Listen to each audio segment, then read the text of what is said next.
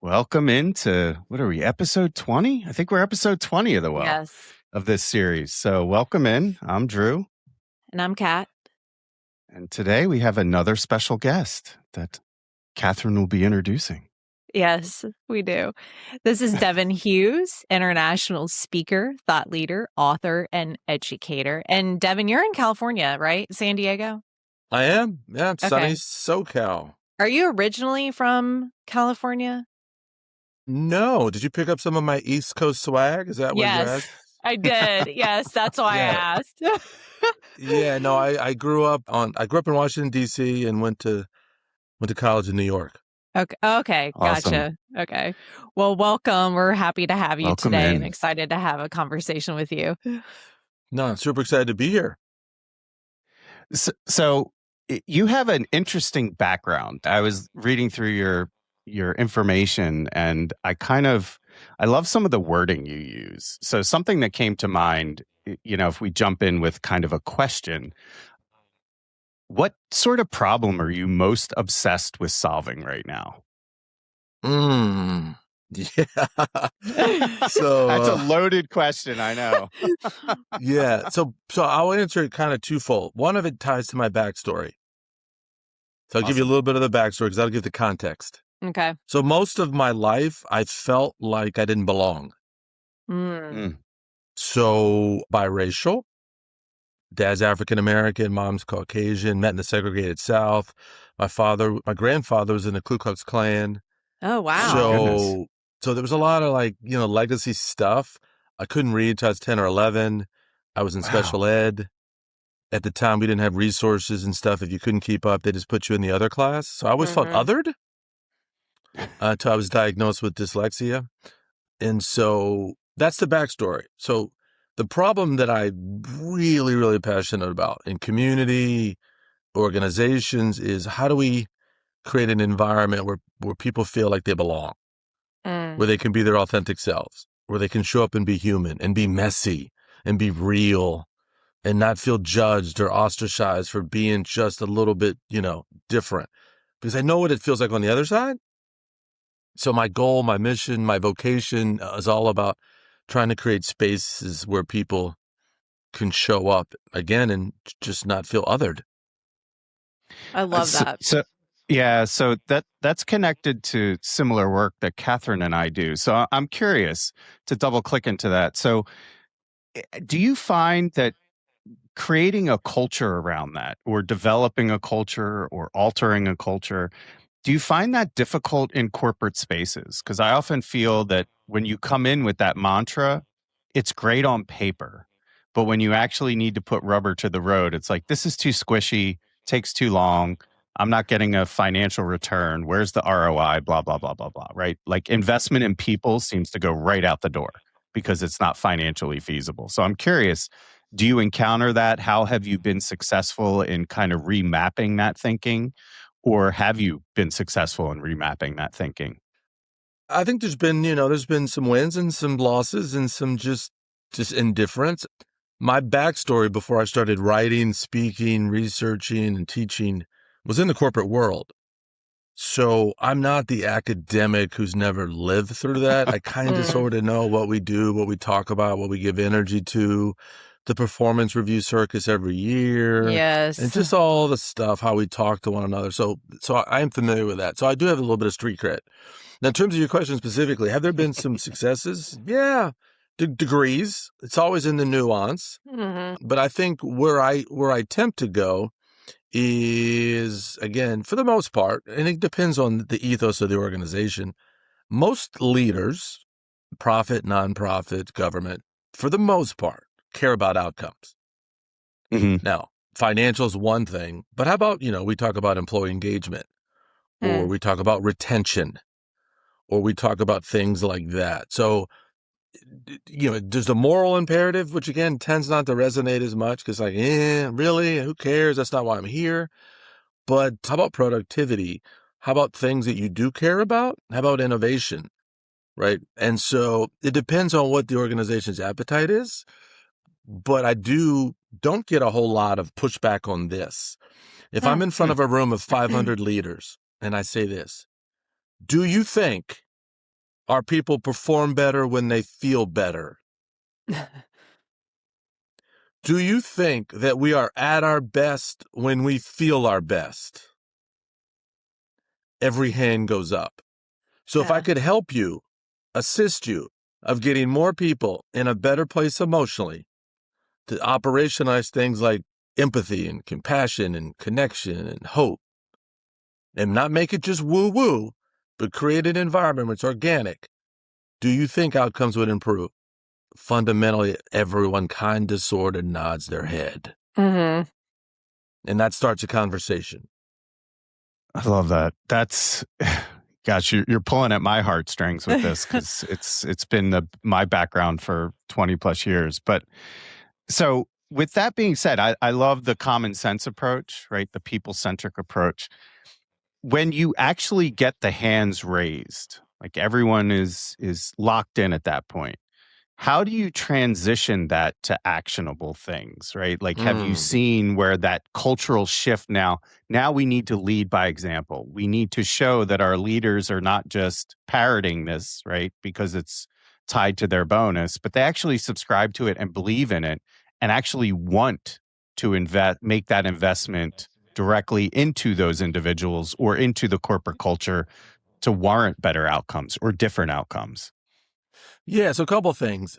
First, a little bit of baseline on what culture is, right? Because we have very different interpretations of what it is. Is it performative? Is it the foosball, the ping pong, the food truck, the T-shirt? Hey, Macarena, right? Like, when you're 22 and you got 5 cents in your pocket and maybe you went to college and there's a happy hour or ball game and you got no obligations. That's a big time of the culture, right? You're hanging out. You live in an apartment with 4 friends. Hey, someone else is paying the dime. You get a little more seasoning on your career. I need a little bit more substance in that. Taco Tuesday's not really landing that hard. Bill's got an attitude. Frank's condescending. Mary rolls her eyes. My boss keeps canceling the one-on-ones. I have no idea where the growth's going. And no one collaborates. And then we're in meetings and there's no psychological safety. And your silver bullet is we're going to go out to lunch? How about no? Nailed it. Right? How about no? Because first of all, if you knew me, you would know that I'm on keto and I'm not trying to eat carbs. And you took us to an Italian joint, homeboy. But we don't talk because every time I see you in the hallways, you go, "Hey, Billy, how you doing? Living the dream?" And you give me that nonsensical response that we all say in the hallways because I don't want to engage with a human being. So I get off so of my true, right. So my rant is that we define what culture is, and I'll be brief. I define culture beyond the performative is culture results from the messages we receive about what is really valued around here and what is not. And so beyond the stuff on the wall in the break room that says the mission statement and those platitudes, that core values, how do we live it, breathe it, operationalize it? How does it show up in actions? So I get really grounded there to answer your question, Andrew, and then unpack that. How do I know if it's alive? What does it feel like? How do I know it, feel it, hear it? Because I tell people, if it doesn't show up on the agenda, right? If we don't talk about it, it fucking doesn't exist. Yeah. And so I say to people, I don't want you to eat the whole pizza, my man. I know you're trying to do this. You're struggling. You're trying to do. We're going to take a slice. Managing team of 10 or 10,000. Where do we start? What do you want people to feel? What's native to you? What do you think that we're looking at this that we could work on? And I start really small, get a little traction, get a little win, fire off a little dopamine. And that's how, I tend to start. For the most part, I get a little bit of resistance because it's uncomfortable. But again, this is maybe naive and I'll stop talking. I assume that for the most part that we have good people in most organizations. Now you could say 80-20, whatever the number is, for the most part. But what I have found is that sometimes, and most often, we normalize bad behavior. That is true. Yeah, very true. And that is the crux. That you can be a jerk, but if you perform well, I know Andrew's a little bit salty, but my God, he lights up the scoreboard. People hate him, but he's awesome. And if we have that, then our culture collapses. Yeah. Definitely have witnessed that a lot. Yeah, I used to love the quote, reward firefighting and you breed a culture of arsonists, right? So if you're Mm. rewarding the wrong things, you'll support, it'll grow like wildfire. So that is a very true statement. Very true statement. I know you had some questions, Catherine, that you I do. Yeah. So I was curious. You've done work with, from what I saw in your resume, Disney and the Department of Defense. And I'm curious if your view on leadership and community has changed, which I'm sure it has over the years, or working with particular clients or organizations. Has your view on community changed for the better or for the worse, or neither? Well, I'm not tone deaf to the realities of the world right now. Yeah, It is heavy and hard for all of us. And I hate when people go, right. oh, I leave work at home. Or I leave work at work, or whatever they say. I don't even know, get it right, right? Yeah, right? Come on, you're human. We're messy, yeah. Yes. right? We take inputs, right? I mean, that's what we do. So have I seen it change from the different organizations? Yeah, I mean, culturally, there's some nuance, right? In government, it gets a little bit more sterile, prescriptive. Right. And, people, again, it's a little bit different, but, at a startup or not, but the common denominator is people. And I find that True. across all of that, again, across all industries, across all organizations, I found that every human at work wants the three things in common. They want to be seen, heard, and valued. Mm-hmm. So true.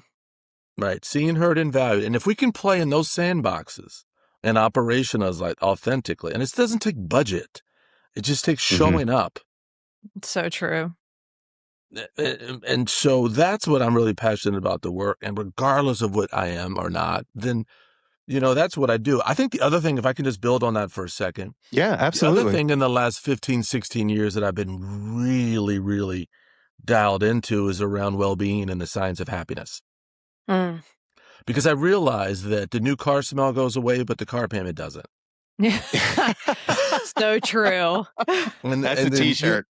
Right? And then when I was on the come up, I was filling my cup up with all the accoutrements, the titles, the swag, all this stuff. And then I realized I can't take it with me. It's just stuff. And that all I really want is to do good work with good people and to feel good while I'm doing it. And if I could get that right, everything else was just irrelevant. So I just spent a lot of time unpacking the science of happiness. That well-being was a really big deal because I can't give what I don't have. I've got 4 daughters, been married 30 years this year. Wow, congratulations. Well, thanks. And so either way, so I guess the entry question, well-rounded, kind of around the way, is that well-being is a part of everything that I do now. Like, for example, today's Thankful Thursday. Every day on Thankful Thursday, I reach out to someone and I let another human being know how thankful I am for them. Someone I went to school with, high school, college, loved one. Doesn't take a whole lot. Awesome. FaceTime, text. Because I realized that it takes a funeral for the flowers, the food, and the family to show up.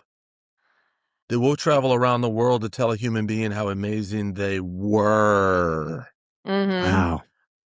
I'm like, why aren't I letting people know why they're still here? That they're freaking amazing. And that is my mojo and motivation. I love that. Wow, that really puts things into perspective when you say it that way. So it's amazing, when you use the funeral reference. It's so true. So do you find that did you have to change your language, the way that you communicate to kind of normalize being pleasant and nice? I often find that people that are super pleasant and nice, there's like an atrophy away from them sometimes. Like people are like, you're too nice. It's what's going on with it? And it's weird, right? Like we shouldn't be afraid or we shouldn't be turned off by people that are being nice and pleasant. It just seems odd that is sort of a natural reaction. So how do you counterbalance that? Is it through words? Is it through actions? It's probably through all the above. But, I love the Thankful Thursday idea. But how do you do you see others emulating that, right? So like kind of the nursing model, plan one, see one, do one kind of thing, right? So do you kind of pay it forward? Do you expect people or encourage people to pay it forward in that way to continue to reverberate your message? I do, and I attempt to give people tools to do it. And the one thing that I do a little bit different, I say, you know what? We're going to start with the team that matters most. How about the home team? You got kids or grandkids? What do you want for them, homeboy? You want those kids and grandkids to go out and be optimistic? You want the best version of themselves? You want them to be happy? So you got a couple choices, big boy. You can fill their cup, or you can let the world fill it. It's a great way to put it. Right? So, you want to talk big. You want to be gangster. You want to be, running around like you. All right, I want you to be gangster at home. I want you to give you some tools to operationalize at home. When's the last time you told someone? So again, I'm coming at people. I don't try to be provocative, but I talk real, and I'm aggressive, and I'm passionate about the space. And you either can be about it, or you can just continue to talk about it. And if you want to be about it, I'm going to give you some resources to do it. And so that, now to your point earlier, Andrew, about do people look at me like, oh, you're so woo woo, or you're over the top, or kind of they're allergic to positive, you know what I mean? Like, yes, yeah. Right. So one of the questions I often ask when I do work is, and this is I couch it by hashtag real talk. So if I'm in a room with a bunch of people in an organization, I say this: if you come to work and you're too happy, optimistic, friendly, kind, positive, excited to be here on Mondays, how do people treat you, or how do they talk about you or act around you? And you know what the responses are? That's not professional. That's woo-woo. That's Pollyanna. That's crazy. Really? That's fake. That's so wild. That's insincere. Some people go, well, he's self-medicating again. It's got to be the drugs. Right? And so I say, and everyone nods their head and leans in and go, you're right. I said, so if we're going to be adulting about this, we're actually suspicious of people. That is come true. In, right? Yes. Or even worse, we go really dark on them, Catherine. You go, oh, they're a little kiss up. Yeah. Right? Yes, it's true. But I say this, but if you come in negative, salty, cynical, pessimistic, indifferent, not emotionally aware, that's just Billy. He's worked in the warehouse 18 years. Oh, don't worry about normal. Frank. That's Frank. He talks to me like that too. Oh, Mike's a good guy. Don't worry. That's just his sense of humor. He talks like that to all the women. Do you see the difference? Yeah. Yes. And I just real talk, and everyone leans into it and go, oh my God. The point being is we normalize one, and the other, we get really suspicious about it. And so I'm like, and so that starts a conversation. It's so important what you just said, and that's why I took a pause, because I love the idea of the suspicion. Why are we? And because typically you wouldn't be that way at home. And I used to, Catherine's heard me say this time and time again, client to client, is what happens when we walk through the doors of work, that our mindset shifts. It changes into something different. And a quick story, I was in a boardroom with the C-suite, and we were just getting yelled at all the time. And I put the CEO's names of his kids on chairs. And he was basically accosting everyone in the room. And he stopped and he goes, why are those names on the chairs? And I stood up as the consultant. I said, would you talk like that with your kids in the room? And he said, no. And I said, well, why would you do that with us in the room? Right? Like what is so different that you feel that you can basically talk down to people in this way? I got fired, but it was an interesting experiment, right? But they didn't forget that kind of presence to be reflective. So I do like that suspicion kind of creates a curiosity as far as why are we suspicious about that? So I love that. And do you turn that suspicion, do you kind of through your tooling turn suspicion into more of a offering of curiosity and say, why do we feel that way? Do we spend time unpacking that, or do we just accept it as a good thing? No. So I would rather go a mile. I would rather go an inch wide and a mile deep than a mile wide and an inch deep on some of this. So no, Got you. we go right there. We channel a little bit. If I had to channel a little bit of Brene Brown in the vulnerability space, we go right there. We're in the moment and we're going there. So once we've acknowledged that, why is that? Why is it that we have a culture that if you come in, or we normalize, and we're in that space. And the best thing about that is there's no experts. They're just your experience. And it creates a space for us to kind of lean in like a Wi-Fi signal and go, oh my God, I thought it was just me. No, we're all kind of sort of feeling that heaviness. And we just kind of sort of accepted it. And so that I tap into that conversation. And so the guardrails on that, look, we're not here to attack people. We're not here to attack identity or character. We're talking about behavior and mindsets and habits and processes. Because if it can be learned, which it has been, it can be unlearned. Now, I also pivot like this. We spend more time at work than we spend at home. Right. So if I'm going to spend that much time in this space with humans, why would we lower the bar? Why would we settle for less? And I say to people, just because you carry it well doesn't mean it's not heavy. And that starts a conversation. And some people you could like, oh my God, Andrew, like this is getting like really real in here. Yeah. Man, I'm ready to hire you. Can you come into our house? And this is the type of work that I find that refills the cup for me, like puts oxygen in the tank, because I feel like working with people is such an impact. You can have such a greater impact as far as just delivering binary lines of code. So how that and I love, your title, right? Chief Inspiration Officer. Yes, right? I love that.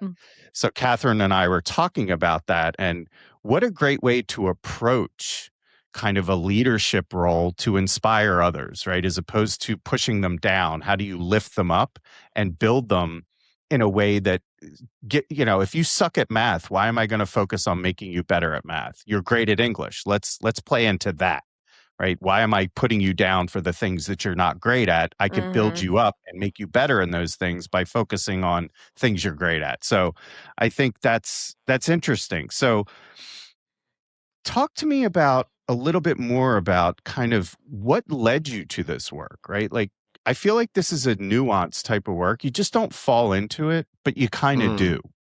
So there's a deep connection with this work.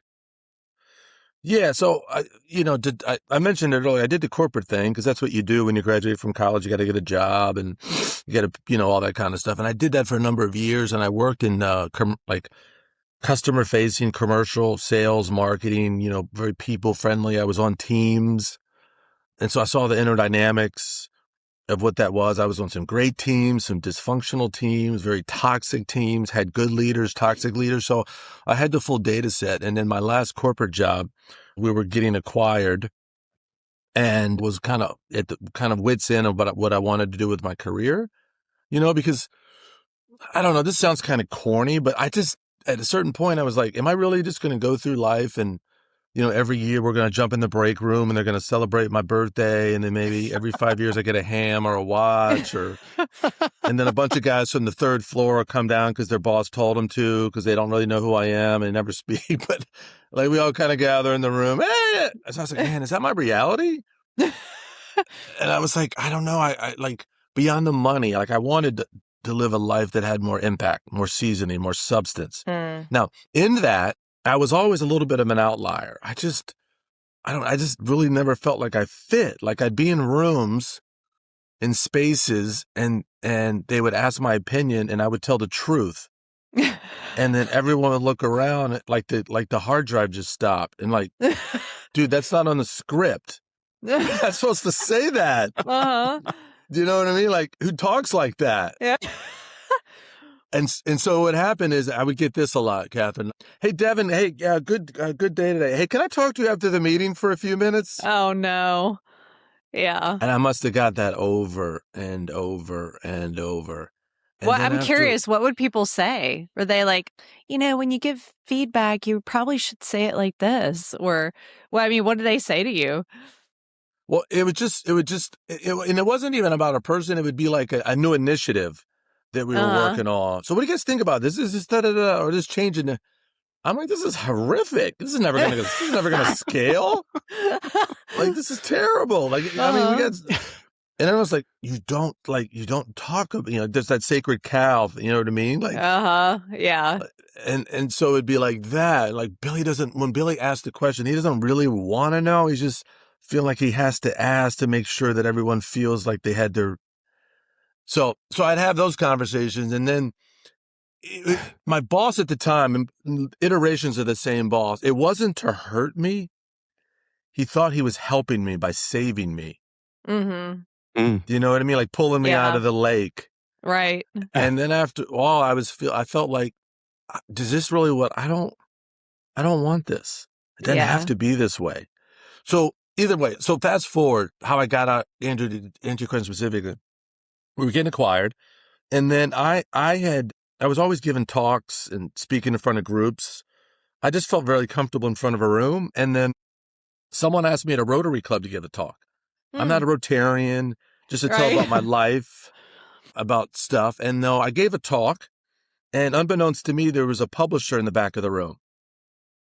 In the Rotary lunch, came up to me at the end of the talk and said, "Hey, your story's unbelievable. Have you ever thought about writing a book?" And I was like, wow. I mean, not really. I mean, I didn't know. And I thought he was a BSer, and he kept calling me. Either way, fast forward, that was real. And that book and life had moved on me corporately was the catapulted me in and said, you know what? Maybe this is where my energy needs to go. I can take the collective aggregate experience, good and bad, and create a work where I can help other organizations create an environment where all humans can belong, thrive, feel like they matter, but also give them tools and resources to operationalize it. So that's how I got there. I wish I could say I was like in this like meeting room with this Venn diagram, and I kind of mapped out my life, you know what I mean? Or I did the Benjamin Franklin thing with the T. Whatever that corny stuff is, they all try to tell people. Yeah. You know what I mean? I just threw myself in the middle of it. I went where the energy went, and I ended up serendipitously in places like us today, starting conversations, incubating, curating, iterating, and that's how the career started, really. Okay. That's awesome. And talk about your books, because I know you've written books and a variety of books. You've had things published. Yeah. So the initial book was about my life story. And then I wrote a couple other books around happiness and well-being. And then again, I had someone after a talk go, "Have you ever thought about writing a kid's book? Your backstory is so compelling." But this time I was like, no, but I improv'd it. I was like, yes, I can. And I was like, I should. And that's what I've been passionate about literally the last 5, 6, 7, 8, 9 years, is figuring out, well, where do jaded adults come from? They're not born that way. But if we can infuse so true some of this stuff into kids, how they see themselves, how they see their future, about hope and optimism and gratitude, then maybe I can change a kid. So that's really what I'm passionate about right now. I also have 4 daughters. Yes. So a lot of my kids' books and journals, a lot of the lead characters are girls, and they're badass. And it's not because of their looks or because of their skinny. It's because their superpowers are they're smart as hell and they're tough as hell. So I try to break up some of those stereotypes and tropes that kind of get thrown around about girls and try to reprioritize that. Or I take the underdog. So a lot of my stuff has a little bit of an edge where I think about the people, again, Andrew, in the conversation we were having, who felt othered, and know that, man, you whomever. I don't know. I could go on, but that's a lot of the work right now as far as like children's literature. That's awesome. So we were watching the Michelle Obama documentary the other day, and why I'm bringing this up was she had alluded to, her strength and power came from the dinner table at home as a young child. And I find what you just said, and I've been thinking through this for years about, how do we emulate who we want you to be out in the world from home first, right? So how do we build you at home to put you out into the world as a product that is not susceptible or as susceptible to all the toxicity that the world has to offer? And how do you shine in the darkness? So I find that incredibly inspirational that you focus on the home. So how do you bring that? So do you literally kind of, if you normalize the home experience out into the real world, is that kind of what you promote as a practice? Is like, hey, this is the way I am at home, right? If you were in my house at the dinner table, I would be very much the same way as I am in the boardroom. Is that a method that you kind of teach people, or is that something just pie in the sky dreaming too optimistically? Absolutely. I treat you as the holistic human that you are. So home matters. Is it an environment? You have a culture at home. So if I'm going to get you to change your mindset, we need to change your habits.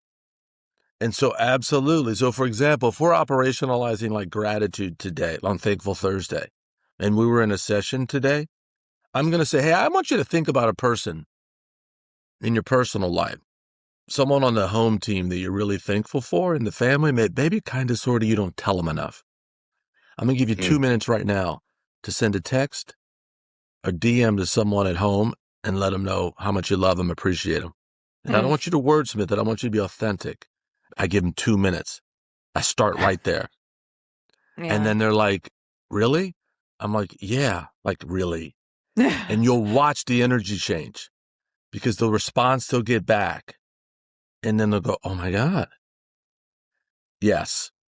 Because if we don't take care of the home, again, certainly you could do a lot, but if I get you a better human at home, you're going to be happier and you're going to show up better at work. Yes. Right? And then you're going to let people normalize it. So we can talk about things like boundaries and work life because you understand it. We're operationalizing gratitude. The other thing it does in terms of inclusion, that what I try to tell people, not necessarily explicitly, that we have so much more in common than we think.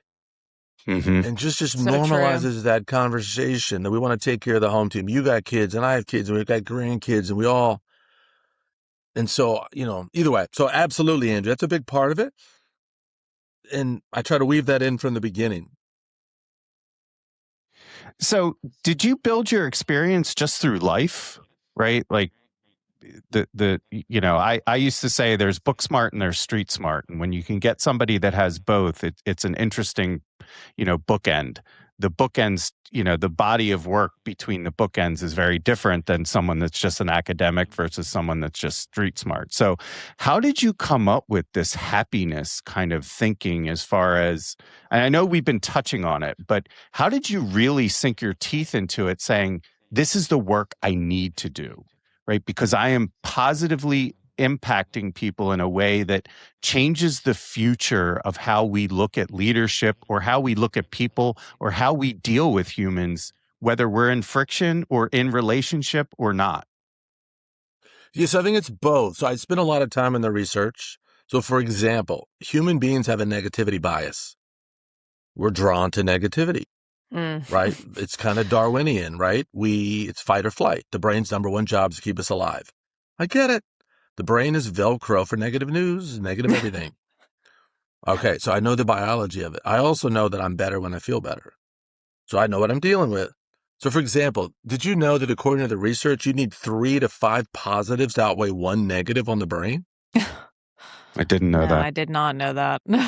Right? That's how demonstrative. So that one condescending comment, right? That one little, it hurts, right? So the brain picks it up. So I know the research. I know intuitively, again, my own experience. I also know the research, Andrew. I know both. I've also played college athletics.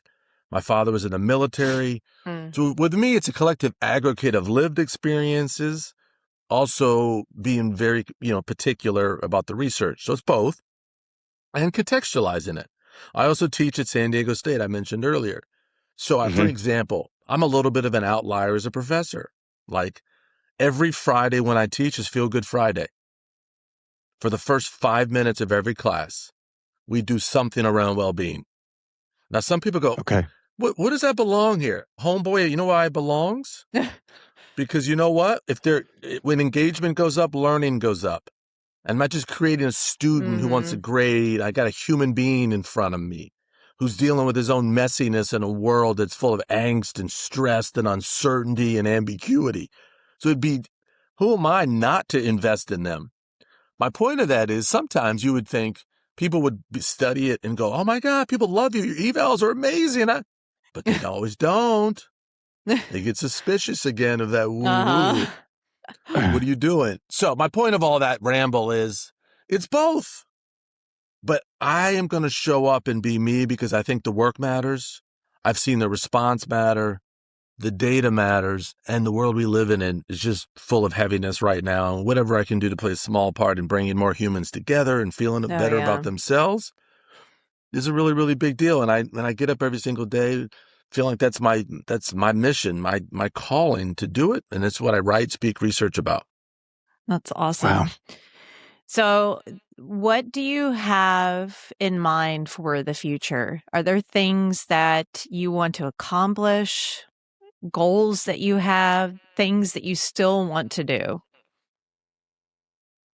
Well, I'm going to continue to write books as I get passionate. I think an area right now that I have not gone into that I'm really kind of excited about is writing some children's literature for those in the neurodiverse community. Parents and kids who've been othered, like, whether it be autism or dyslexia or anything where they feel neurodiverse. We didn't have language like that when I was a child because, again, I felt what it was like when you felt, academically just, So on the children's side, I'm really passionate about that. On the professional side, I'm just going to continue to do the work, gravitate to people that are, excited to do the work, bigger platforms, bigger stages, wherever I can go, I'll go. I think the world right now is, again, pretty heavy. And I'm as excited to, in my small part, to see if I can make it just a little bit better. Yes. So that's really what I'm drawn to now. We've definitely talked about that, just trying to put more good into the world. Yeah, it's funny. We were talking about this the other night, and I was like, gosh, no one's ever going to give you a hard time for being good, right? Yeah. Like doing good things. We shouldn't be put down or feel apprehensive to do good things. Now, the right thing may not feel good, but we shouldn't be apprehensive to invest in people in a good way. So, leading with heart or changing hearts and minds, I feel is the most rewarding work out there. So how do you continue to, because this is not easy work per se. So how do you kind of recharge? What do you do? And it could be hobbies, or how do you kind of refill the cup for you? Because this is heavy work. Just like you said, the world is heavy. Absorbing people, building people can take a lot of effort and kind of drain you in a way. So what do you do to continue to stay energized around this? Or how do you re-energize when you're feeling empty? Yeah, I mean, it seems almost trite, but it's pretty simple stuff for me. Like I'm very intentional about my routines in terms of my wellness. It's not just stuff I talk about. So, for example, 2 walks with my dog when I'm home gets me in a really quiet space with no devices, and just being present and soaking up the reality. The noise is a sign. We talk about mindfulness. I'm just very intentional about that space. I journal every day, right? I journal I have something called Good Things Happening to Me. That's the journal. And I write down at least one good thing that's happening to me every day. That's so good. So it's like I'm circling my life. I don't need 10 because that's unrealistic. I just need 1. And then at the end of the week, I circle back and I just do a quick reflection on the 7 things that happened to me that week. Do it at the end of the month. So I'm curating and all this stuff that all the good things are happening to me. I've been married. My wife and I, like, for example, when she gets home, she's a teacher. Again, when I'm not traveling, We're very intentional about our walks together. I'm just really big being outside and being with other humans, checking in with my crew. I love music, working out. I don't need a whole lot of stuff. I just find the things that light me up, and I put myself in spaces that I have to do them routinely. Nice. I call this, and some people make fun of me, I call this, it's my happiness hygiene. I love that. Yeah, that's what a great It's a you great have all title. these great terms. Yeah. I Yeah. mean, really. Right? Because like no one has to remind us that hygiene matters. Right. We do it every day. And the same way with my happiness hygiene. I just certain things that are not, they just know that I'm a better human when I take care of that stuff, and then I'm more apt to take care of other people. So that's when the heaviness comes, I'm okay because I know what I'm going to do. And I'll leave. You made me think of this, and I have to share it because again, I'm not tone deaf to what the realities. My parents, my mother was neither parent was a college graduate, but they were both Southern. My dad grew up in a tobacco farm in Mullen, South Carolina, 9th grade dropout. My mom had me when she was 18 in Tennessee, which is neither here nor there. High IQ, but just not college educated. But I'd come home from school, and they both had a lot of these like kind of witty kind of sayings, you know what I mean, that you just only can get on a front porch with a little bit of lemonade, Right. you know what I mean? And I remember I would come home sometimes, and I'd be struggling. I didn't feel like, I just felt I was in my head. And I remember one time I'd come home, and my mother would say this, and I still, to this day, remember this. She'd say, "Boy, there ain't no such thing as bad weather, only inadequate clothing." Oh, Wow. That's great. I love that. It's true. Wow. And she said, "You stop trying to manage the storm. I need you to wow. manage how you show up in it." Oh, Wow. amen to that. And I could just hear my mom. She goes, "The storm will be the storm. The storm will be the storm, and there will be many storms, but you need to manage how you show up in it." And that talk track is just so hardwired in me that's why I continue to push forward. Wow. So great.